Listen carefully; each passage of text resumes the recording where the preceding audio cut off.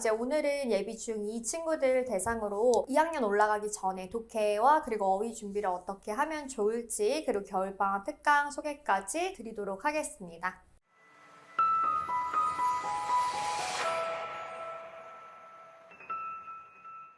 안녕하세요. 저는 케네스 박재 강사이고요. 이제 오늘은 예비 중2 친구들 대상으로 이제 2학년 올라가기 전에 독해와 그리고 어휘 준비를 어떻게 하면 좋을지, 그리고 겨울방학 특강 소개까지 드리도록 하겠습니다. 일단은 지금 어머님들께서 이번 수능이 1등급이 몇 프로대 나왔는지 혹시 아시나요? 이번에 4.7%가 나왔죠. 그러니까 역대 가장 낮은 1등급 비율을 형성을 하게 되었고요. 2019년 이후로 2019년이 이제 5%대 나왔는데 이번 연도에 이제 4.7%대 나와서 1등급이 상당히 이제 저조한 비율을 차지하면서 사실 이제 N수생, 그러니까 재수생과 그리고 반수생을 빼면은 어떻게 보면은 또 거기서도 현역 친구들을 따졌을 때는 1등급 비율이 상당히 낮은 비율을 차지를 하고 있다라고 보시면 되겠습니다. 그러면 왜 우리 친구들이 수능 그 영어 어릴 때부터 계속 영어를 꾸준히 해왔었고, 그리고 이제 뭐 중학교 때도 열심히 하고 고등학교 올라가서 이제 계속 하게 될 건데, 왜 그렇게 오랫동안 영어 공부를 함에도 불구하고 이렇게 수능이 등급이 1등급이 나오지 않을까요? 사실 90점만 넘기면 된다라는 그런 절대평가 기준으로 바뀌고 나서 많은 학생들이 1등급을 조금 만만하게 보는 경향이 있는 것 같아요. 어머님들도 좀 1등급은 우리 애가 그래도 영어를 영유 출신에 쭉 영어를 많이 해왔었는데 그 1등급을 받지 못할까 하는 생각들을 많이들 갖고 계시는데요. 실질적으로 아이들하고 수업을 해보면 이 수능 1등급을 받는 게 생각보다 굉장히 좀 많이 어렵다라고 보시면 되겠습니다. 왜 그런지에 대해서도 제가 설명을 좀 드리도록 할 거고요. 일단 어머님들께서도 다 아시지만 저희 아이들이 이제 중학교 때는 사실 영어 공부를 그래도 나름 열심히 하죠. 나름 열심히 하고 고등학교 올라가서 이제 이 영어라는 게 아무래도 1등급을 받는다라는 게 좀 쉽다라는 생각에 조금 소홀해지기 시작을 합니다. 그래서 뭐 수학이나 과학이나 국어나 이런 타 과목으로 눈을 돌리게 되면서 영어를 조금 등한시하게 되면 물론 1등급을 받는 게 다른 타 과목보다는 어떻게 보면 조금 쉬울 수도 있어요. 근데 그 쉽다라는 거는 사실 지속적으로 계속 할 때 가능한 거지, 내가 1등급을 중학교 때 나왔다고 할지라도 고등학교 가서 1등급을 받는다라는 보장은 없는 거거든요. 그래서 사실 영어는 언어다 보니까 정말 이 꾸준함, 컨시스턴스가 가장 중요하다라고 좀 지속적으로 학습을 하는 게 가장 중요하다라고 생각을 해주시고요.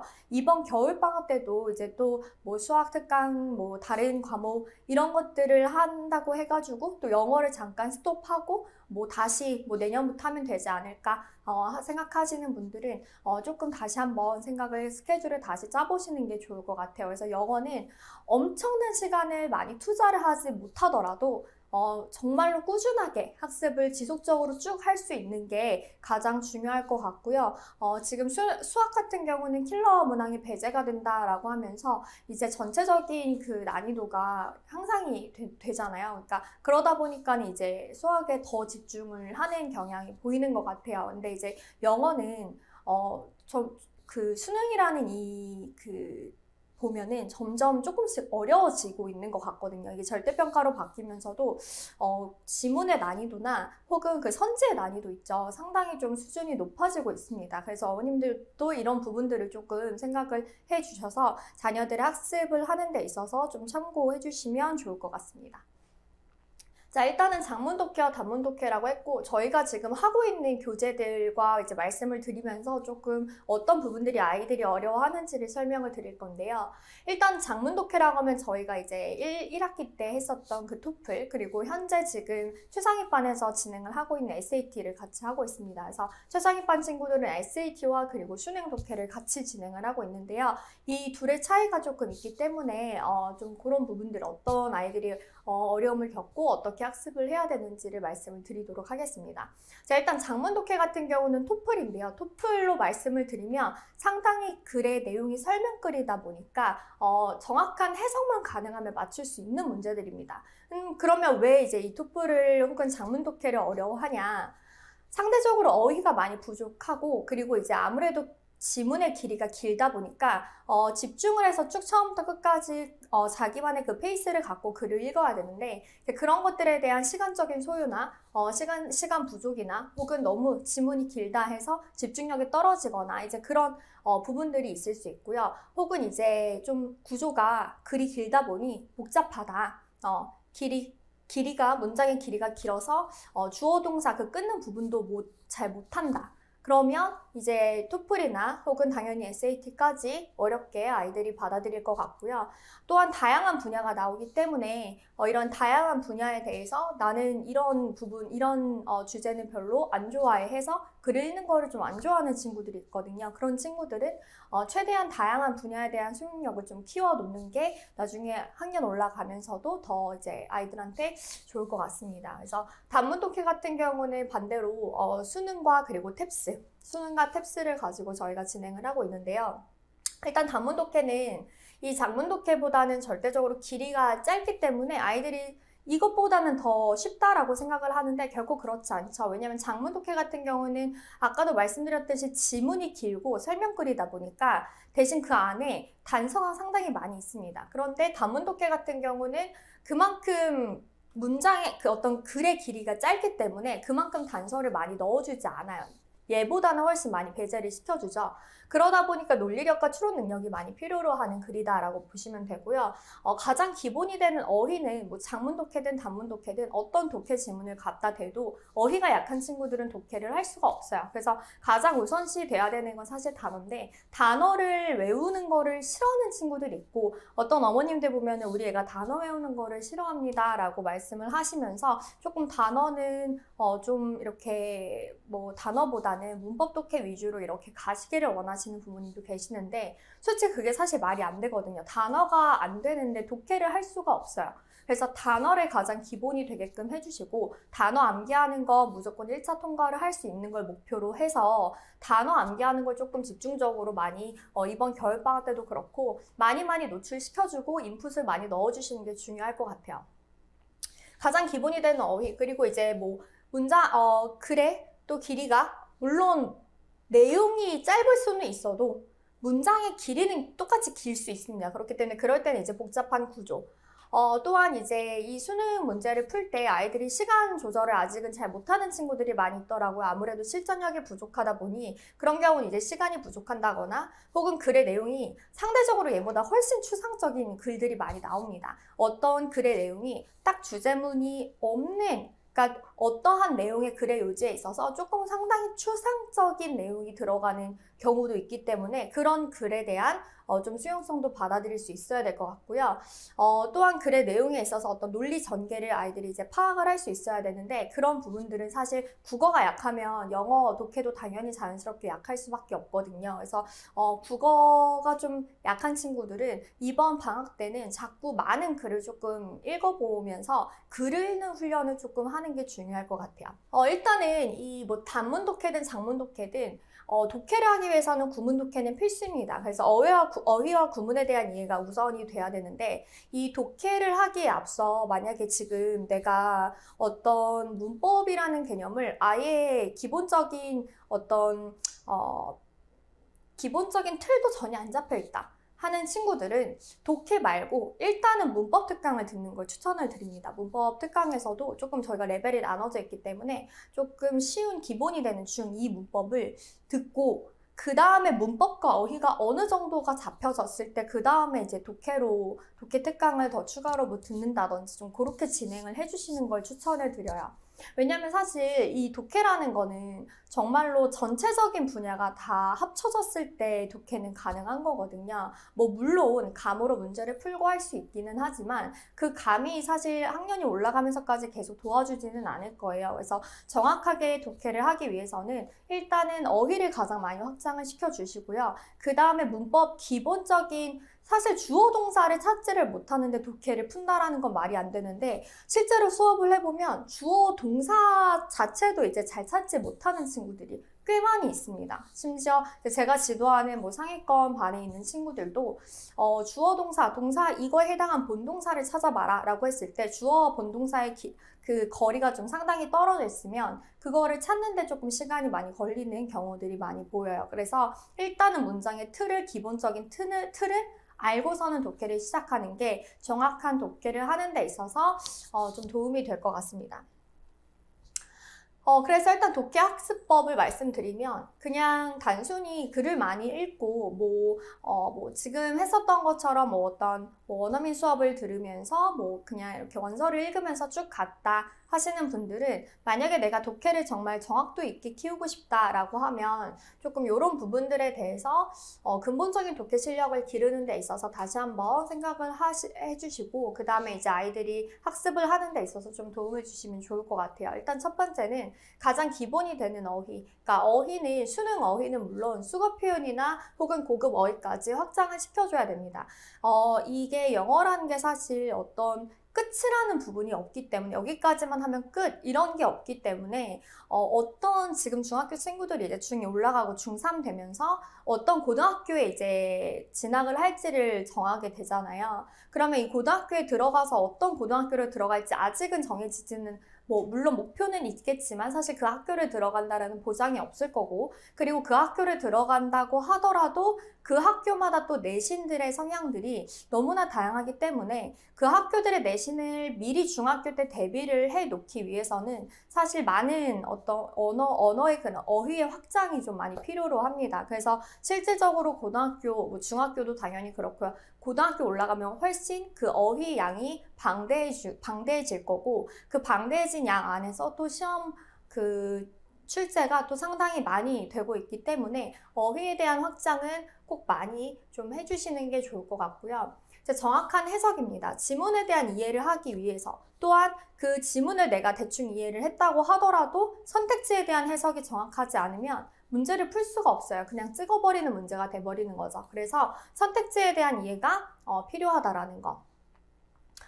문장 구조에 대한 이해입니다. 아까 말씀드렸던 기본적인 문법 개념 틀을 알아야 돼요. 이 내용이 뭘 꾸며주고 있는지, 이건 뭐에 대한 부연 설명을 하고 있는지에 하는 것이 사실 다 문법적인 틀에서 다가오는 건데 그런 문법이라는 개념 자체가 아예 없는 친구들은 일단은 문법을 먼저 하고 그 다음에 뭐 자세하게 내가 문법을 다 모른다고 할지라도 어쨌든 기본적인 문법의 틀은 알고 그 다음에 독해에 같이 접목시켜서 봐줘야 된다는 거죠. 또한 다양한 배경지식 확장이라고 써놓은 건 이제 다양한 분야에 대한 글을 자꾸 읽음으로써 그거에 대한 두려움, 어떤 내가 잘 모르는 분야에 대한 글을 읽는 거에 대한 두려움을 일단 없애는 게 중요한 것 같습니다. 또한 이제 논리력, 사고력 기르기는 일단은 글의 흐름이 사실 그냥 한 방향으로만 쭉 가면 좋잖아요. 근데 한 방향으로 가지 않고 뭐 A, B 혹은 C까지 나올 수 있는 그런 대조의 글에서 내가 빈칸 부분에 A가 들어갈지 B가 들어갈지 혹은 앞에 상반되는 부정어가 있어서 빈칸 부분에 뭐 B가 들어가서 전체적인 글은 사실 A가 들어간다든지 뭐 이런 식의 어떤 논리적 전환의 흐름은 있어서 그런 부분들을 캐치를 할 수 있냐 그런 게 이제 논리력, 사고력 기르기인데 이런 거 같은 경우는 사실 지문에 대한 어떤 오답과 그런 정리를 자꾸 자기가 하면서 다양한 글을 보면서 논리 전개가 이렇게도 될 수 있구나. 논리 전개가 이런 방향으로 흘러가는구나. 이러한 접속부사 때문에 이렇게 갔구나. 이런 것들에 대한 생각을 아이들이 자꾸 정리를 하면서 가야 되고요. 주제문 쓰기 내용 요약. 이거를 이제 저희 수업 시간에도 또 하고 있는데 이거 같은 경우 이제 감이 아닌 정확도 키우기. 아이들을 보고 이제 독해 풀어봐라 라고 하면 아이들이 뭘 하죠? 쓱 보고 이렇게 답 선택하죠. 근데 사실 그래서 이게 무슨 내용이야? 라고 물어봤을 때 아이들이 그거를 내용을 정말 알고서는 한 게 아니거든요. 그러면은 기억이 안 나요. 이렇게 얘기를 합니다. 기억이 안 나요. 혹은 방금 읽었던 글인데도 기억이 안 나요. 혹은 잘 모르겠어요. 그냥 찍었어요. 감으로 그냥 이거 같아요. 라고 대부분 많이 얘기를 하죠. 그렇기 때문에 그렇게 들어가면 이게 사실 설명이 안 돼요. 그럼 왜 이거에 대한 답이라고 너가 생각을 한 거야? 라는 그런 커뮤니케이션이 돼야 되는데 그게 전혀 안 되는 거죠. 그냥 대화가 딱 끊겨버려요. 찍었다고 하니, 감이라고 하니. 그래서 그런 거에 대해서 자꾸 이제 좀 디스커션이 하도록 아이들한테 이제 이 내용에 대한 자기의 생각 혹은 이 내용에 대한 글의 요약을 한 문장, 두 문장씩 이렇게 써보라고 합니다. 그러면 아이들이 그거를 좀 썼다가 선생님이 생각한 방향과 그리고 아이들이 생각한 방향을 자꾸 이렇게 얘기를 해보면서 나는 이렇게 글의 흐름을 이렇게 봤는데 선생님은 이렇게 얘기를 해주시는구나. 혹은 내가 해설지를 봤는데 이 해석은 이렇게 가는구나. 이런 것들에 대한 자꾸 대조를 함으로써 비교를 해보고 자기에 대한 어떤 부족한 부분들을 채워나가는 게 좀 필요로 하다라고 보시면 됩니다. 자, 중2학년에서 이제 3학년 내신 들어가면 독해가 어떻게 나오는지 보여드리면요. 일단은 내용 이해에 대한 글의 내용과 일치하지 않는 거 이런 식으로 이제 문제가 출제가 되는데요. 이제 아이들이 뭐 지문에 대한 건 사실 1차적으로 내신이기 때문에 암기를 하고 어느 정도 내용에 대한 이해를 하고 들어가겠죠. 시험 볼 때. 근데 이제 만약에 문제가 이 선지가 다 영어로 나와 있을 때 이 선지에 대한 정확한 해석을 할 수 있냐. 그래서 내가 알고 있는 그 내용과 비교해서 답을 선택을 할 수 있냐. 그렇기 때문에 기본적인 독해 실력은 요구하고 있다라고 보시면 되고요. 요것도 한번 보시면 그래서 답을 찾을 수 없는 질문은 뭐냐 이런 식으로 이제 선지가 영어로 나와버리면 이거를 이제 아이들이 요 내용에 대한 이해 플러스 선지에 대한 정확한 해석, 독해력이 어느 정도는 이제 필요로 한 거죠. 근데 사실 중학교 때는 그렇게 선지가 뭐 길거나 까다롭거나 어려운 어휘를 많이 사용하지 않기 때문에 충분히 뭐 준비를 한다고 하면 아이들이 조금 해낼 수 있을 정도의 그 정도의 이제 내용이 나오게 됩니다. 근데 이제 뭐 이거는 이제 휘문중으로 잘 기억을 하는데 이 휘문중에서 나왔던 단어 문제입니다. 그래서 지금 문제를 한번 보시면 어떤 글이 나온 다음에 그 아래에 그 힌트를 참고해서 여기 부분에 영어 퍼즐의 빈칸을 채운 뒤 여기에 들어갈 해당하는 그 영어 철자를 한 번씩 모두 포함하는 하나의 영어 단어 원 잉글리시 워드를 완성을 해라. 그래서 부분 점수 없이 조건을 어기거나 철자가 틀리면 0점 처리해가지고 이런 식으로 단어 문제가 또 나올 수 있습니다. 그래서 이렇게 보시면 이렇게 보시면 지금 상당히 시간적인 소요도 많이 들어가는 문제고요. 단순 주관식으로 쓸 수 있는 게 아니라 철자를 조합해서 단어를 형성을 해야 되는 그런 어휘 문제가 출제가 되고 있다. 고등학교 내신입니다. 그래서 시험 범위가 많은 학교, 부교재 수준이 높은 학교, 어휘가 까다롭거나 많은 학교 이렇게 정리를 해봤는데요. 일단은 시험 범위가 상당히 많은 학교라고 하면 여고, 그러니까 숙명여고나 진선여고 이 학교들은 상당히 시험 범위가 많아서 아이들이 그냥 단순히 어떤 지문에 대한 암기를 한다고 해서 그 시험을 잘 볼 수 있지가 않습니다. 그래서 이 학교 같은 경우는 기본적인 독해 실력이 어느 정도 뒷받침돼야 가서 충분한 많은 양의 방대한 양을 소화해낼 수 있지 않을까 하는 학교라고 보시면 될 것 같고요. 부교재 수준이 상당히 높은 학교, 그러니까 진선여고 같은 경우 시험 범위도 많은데 부교재 수준도 상당히 높습니다. 그래서 고1 때 아예 고3 교재를 가지고 사용을 하기 때문에 난이도가 상당히 높은 학교고요. 휘문고 같은 경우는 시험 범위가 좀 적다라고 할지라도 부교재 같은 게 이제 외고에서 사용했던 교재를 또 사용을 하기 때문에 이 휘문고도 사실 만만치 않게 또 영어가 어렵게 내신이 출제가 된다라고 보시면 됩니다. 어휘가 까다롭거나 많은 학교, 휘문, 중동, 숙명, 진선 이런 식으로 뭐 숙명 같은 경우 뭐 4,5천 개의 단어를 시험 범위에 낸다든지 그래서 정말로 방대한 양을 진행을 하기 때문에 사실 아이들이 그 전까지 중학교 때까지는 정말 최대치로 영어를 많이 끌어올려 놓고요. 그 다음에 고등학교 가서 계속 지속적으로 내신과 그리고 수능 대비에 있어서 지속적인 학습이 필요하다라고 보시면 되겠습니다. 일단은 진선여고를 보시면 지금 이 파란색 부분이 추가로 이제 삽입이 된 부분입니다. 그러니까 아이들이 본 이 지문 여기서부터에 해당하는 건 아이들이 아는 내용이지만 그 전 앞으로 해가지고 새로운 지문을 싹 넣기 때문에 아이들이 그냥 처음부터 이제 시작하는 어떤 독해를 정말로 해야 하는 그런 지문들이 시험에 출제가 되는 거죠. 그래서 독해 문제, 이 진선여고 같은 경우는 독해 13문항 중에서 11문항을 내용 일치 문제를 하는데 사실 아이들이 굉장히 싫어요. 내용 일치, 불일치 이런 문제를. 왜냐하면 그 선지에 나와 있는 걸 꼼꼼하게 하나하나 다 정확하게 해석을 해서 문제를 풀어야 되기 때문에 그런 거를 굉장히 아이들이 좀 싫어하고 귀찮아하는데 사실 그게 정확한 해석이 되지 않으면 풀 수 없기 때문에 아이들이 또 겁먹는 경우가 있거든요. 그래서 이런 내용 일치 문제가 까다롭게 출제가 된다. 또 지문에 대한 추가 추가 내용, 삽입, 기본적인 독해 실력을 요구를 한다라는 거죠. 그래서 이런 기본적인 독해 틀을 만들기 위해서는 아까도 말씀드렸던 어휘와 문법 기본적인 틀은 갖고 있어야 된다. 문법을 유창하게 엄청나게 잘 할 필요까지는 없더라도 독해만 한다고 쳤을 때 물론 내신할 때는 문법이 기본적으로 꼼꼼하게 다 정리가 돼야 됩니다.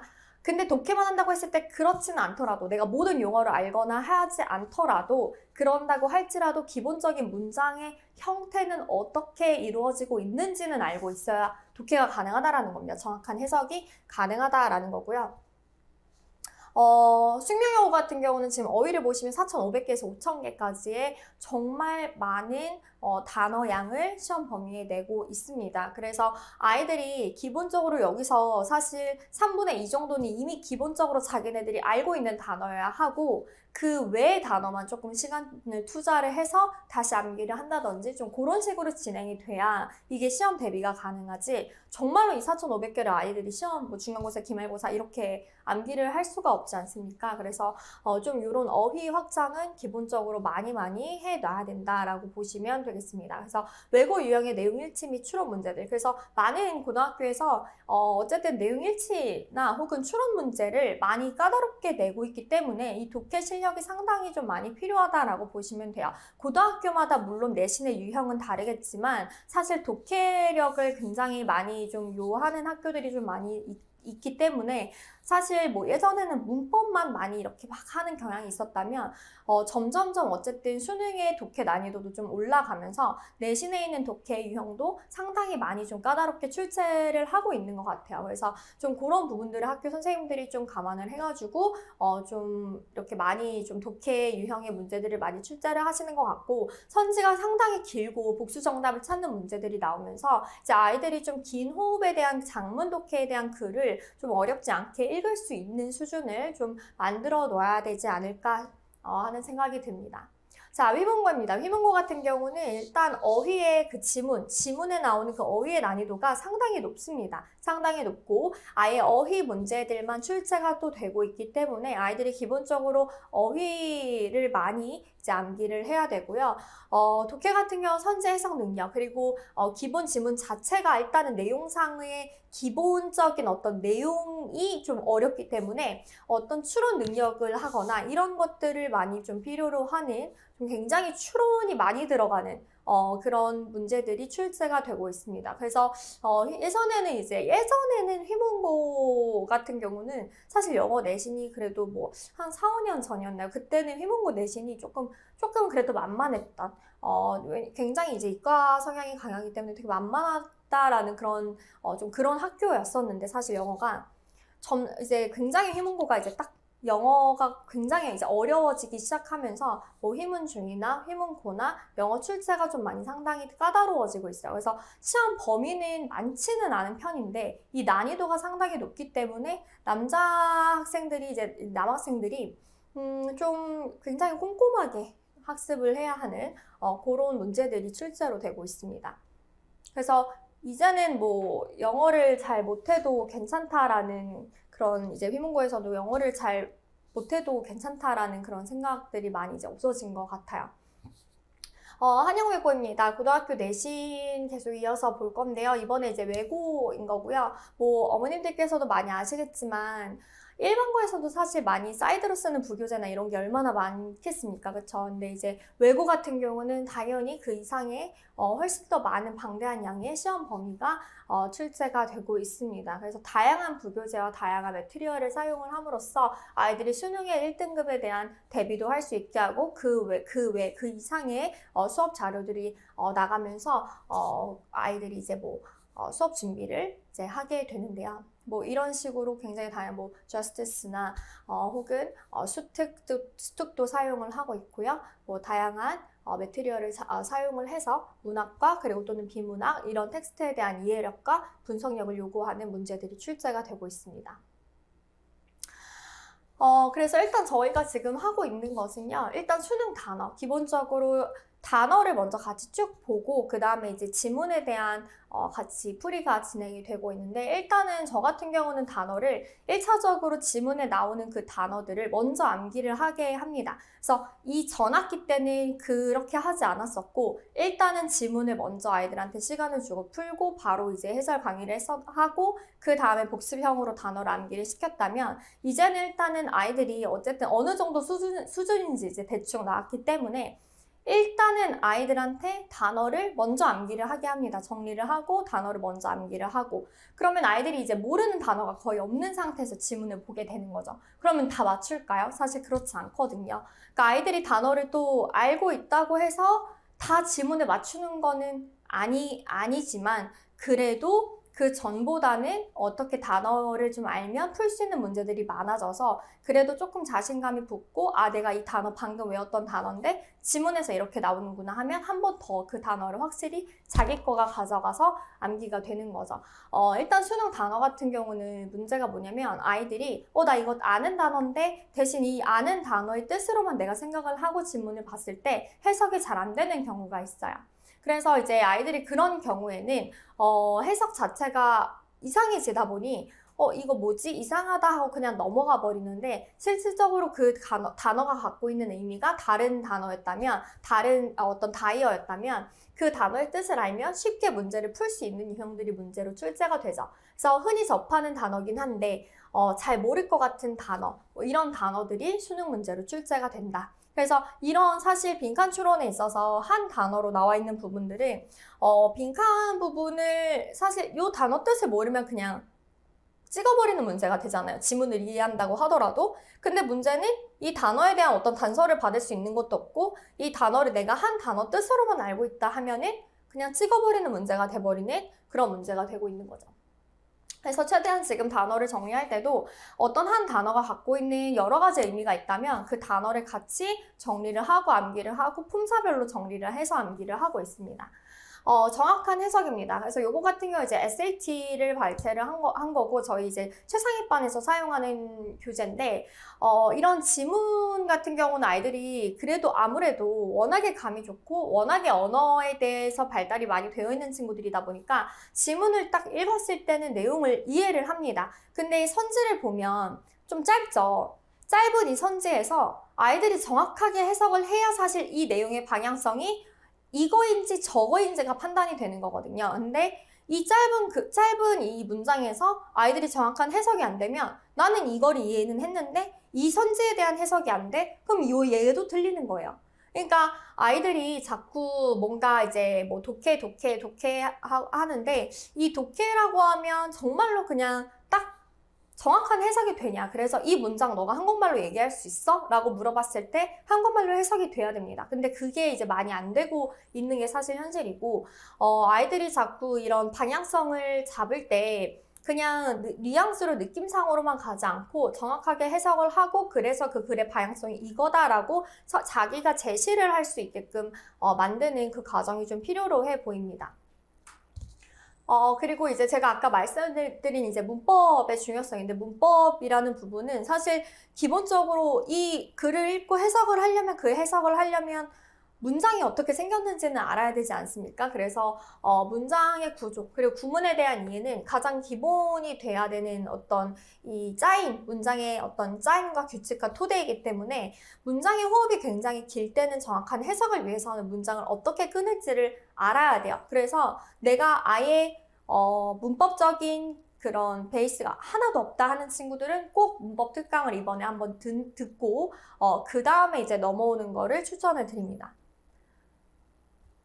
또한 다양한 글 읽기. 그래서 저희가 항상 1학기 때는 그 토플을 이용을 해서 아이들이 많은 글의 어떤 분야를 좀 읽어보면서 좀 이런 장문 독해 그리고 다양한 분야에 대한 좀 아이들이 수용을 할 수 있도록 그렇게 지도를 하고 있고요. 그래서 다양한 글을 읽는 거 또한 이제 논리추론, 사고력 기르기. 그래서 이 글의 흐름에 있어서 이 글이 어떤 거를 지칭을 해주냐, 어떤 내용을 얘기를 하는 거냐, 그런 것들을 자꾸 정리해보고 스스로 써보고 정말로 직접 이게 감이 아니라 내가 이거는 무슨 내용이다 라고 딱 제시를 해서 그 제시한 내용이 빈칸에 들어갈 수 있도록, 그래서 빈칸에 미리 자기가 이거를 보고서는 이렇게 대입을 하는 게 아니라요, 글을 읽으면서 빈칸에는 뭐가 들어가지 라고 해서 자기가 먼저 선점해서 생각을 해서 미리 쓸 수가 있어야 됩니다. 그래서 저희 아이들 같은 경우는 예를 들어서 내용을 읽고 그럼 빈칸에 어떤 내용이 들어가야 돼? 라고 유추를 한 다음에 그 내용의 방향성과 비슷한 거를 선지해서 고르는 거죠.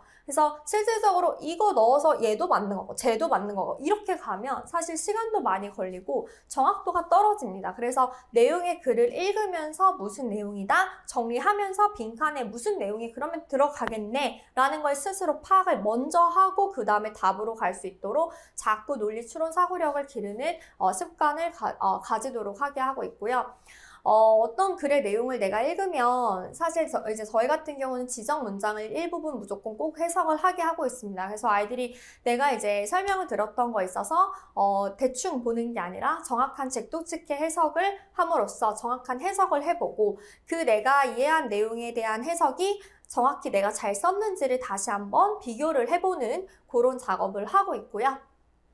그래서 일단은 가장 기본이 되는 이제 어휘, 아까도 계속 말씀드린 어휘를 꼭 필수적으로 많이 노출시켜주고 많이 확장을 시켜주시길 바랍니다. 그러니까 어떤 한 단어가 예를 들어서 뭐 1, 2, 3, 4, 5번까지 만약에 단어 의미가 있다. 그러면 가급적이면 최대한 다 암기를 시켜주세요. 그래서 뭐 무작위하게 모든 단어를 뭐 막 닥치는 대로 뭐 1, 2, 3, 4, 5를 다 외우라. 이거는 아니지만 기본적으로 저희가 학원에서 사용하고 있는 교재에 있어서 그 교재에 뭐 1, 2, 3, 4 이렇게 써져 있는 그 시험 범위 안에 있는 그런 단어들이 나오면 뜻이 있으면 꼭 그 부분들까지도 같이 암기를 좀 해서 가져갈 수 있도록 그렇게 지도해 주시면 좋을 것 같고요. 구문 독해는 뭐 어머님들도 워낙 많이 들어서 아시겠지만 구문 독해 일단 모르는 단어가 없는데 내가 이거 해석이 안 된다? 그러면 구문에 대한 이해가 없기 때문입니다. 그래서 그런 친구들은 문법을 조금 같이 끌어들여 와서 학습을 좀 진행을 해야 되고요. 단문 독해, 장문 독해, 그래서 고난도 글을 좀 읽고 우리 말로, 내 말로 어떤 글의 내용적인 부분을 요약을 하면서 자꾸 비교를 해보는 연습이 필요합니다. 제가 좀 많이 글을 읽는 거에 있어서 좀 잘 못하는 친구들 있잖아요. 그런 친구들은 그냥 내가 이런 게 아예 정리가 만약에 안 돼. 글의 방향성을 아예 못 잡겠고 정리를 못해 하는 친구들은요.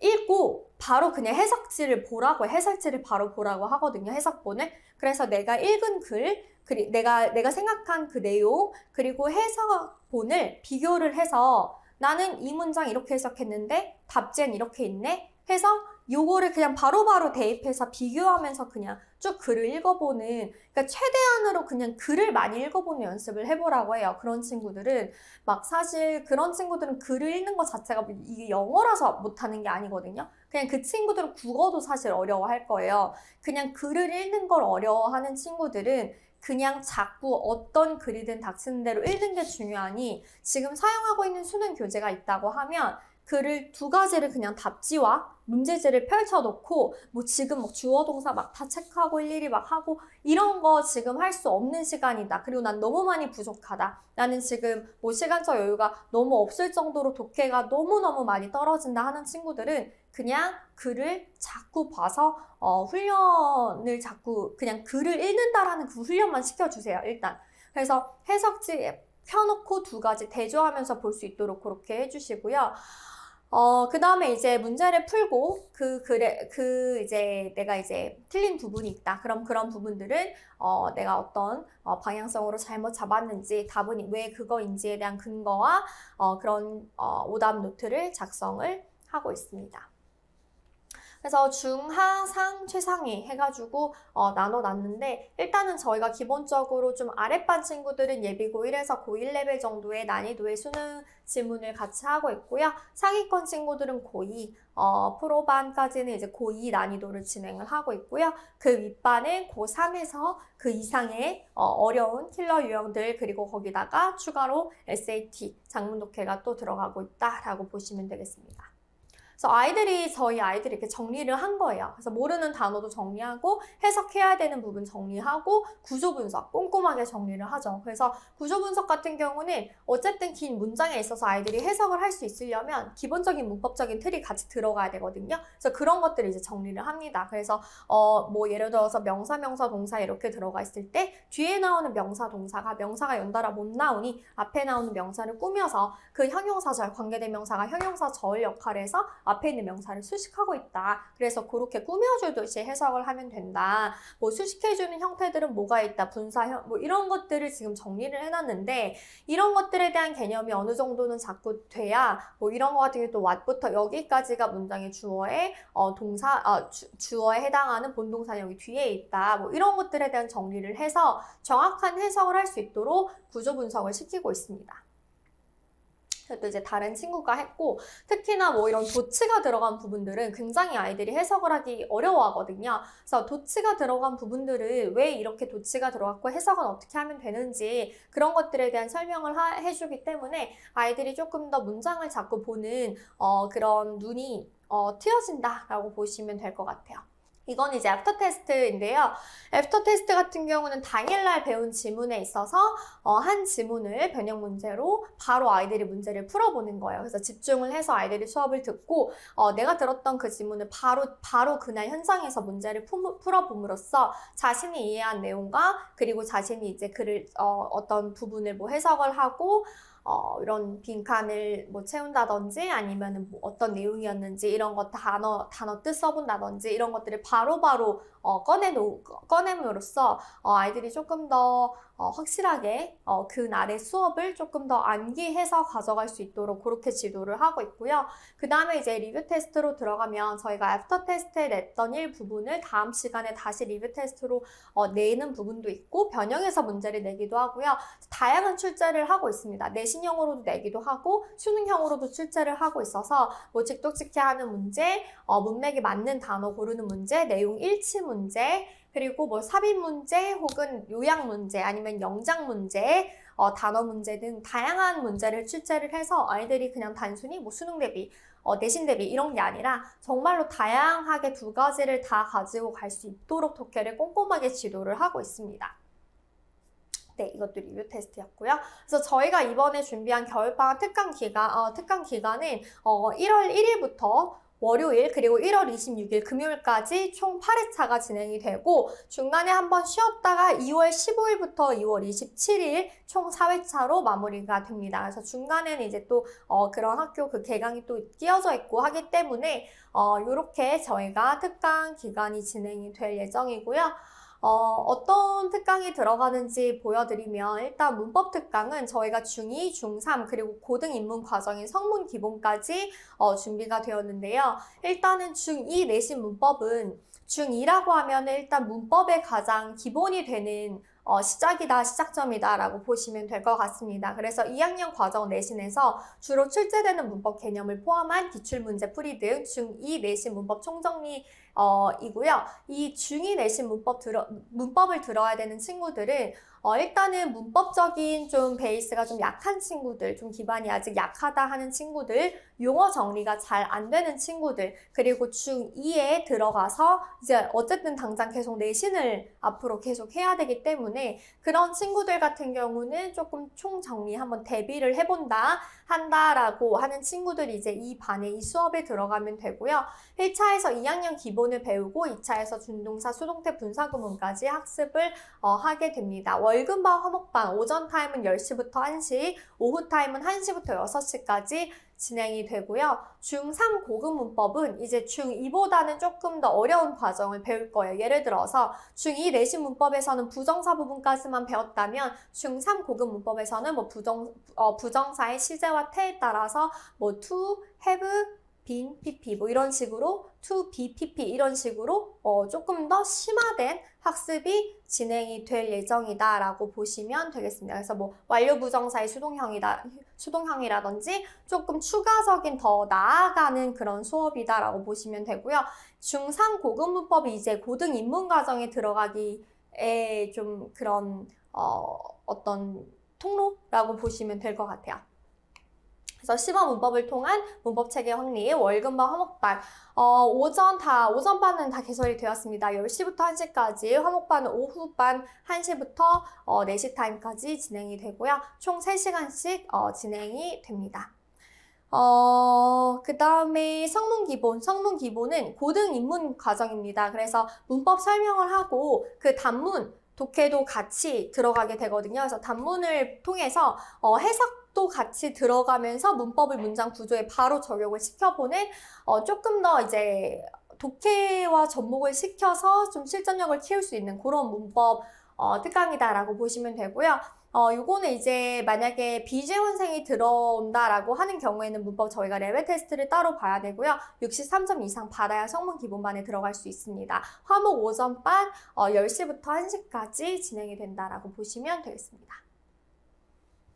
독해 어휘 특강입니다. 그래서 구문 독해, 수능 독해가 들어갈 건데요. 저희가 필수적으로 어휘, 그래서 구문 독해반 들어가는 친구들은 어휘 800개 암기를 시킬 거고, 수능 독해 들어가는 친구들은 1000개, 수능 심화 어휘 1000개를 아이들이 이번 방학 동안 암기해서 갈 수 있도록 그렇게 지도를 합니다.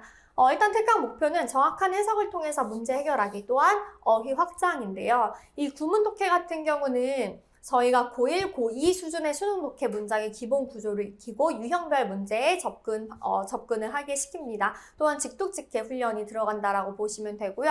아무래도 구문 독해다 보니까 기본적인 문법 틀도 같이 들어간다라고 보시면 되고, 아까도 제가 말씀드렸듯이 문법 틀이 정말 노 베이스다 하는 친구들은 중2 문법을 듣게 해주시면 되고요.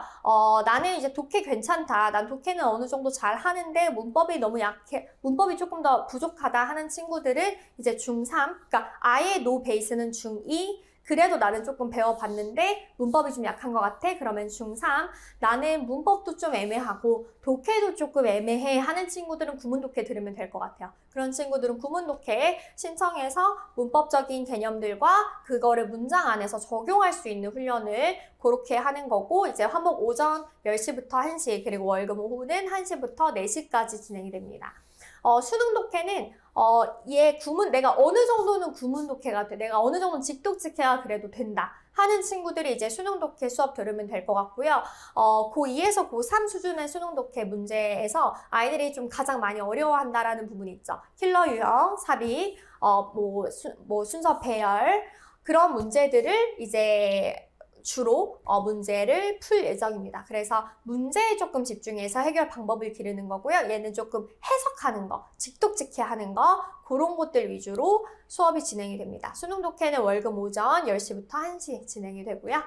저희가 이제 최상위반 친구들 대상으로 하는 특강은 이제 외대부고 뭐 하나고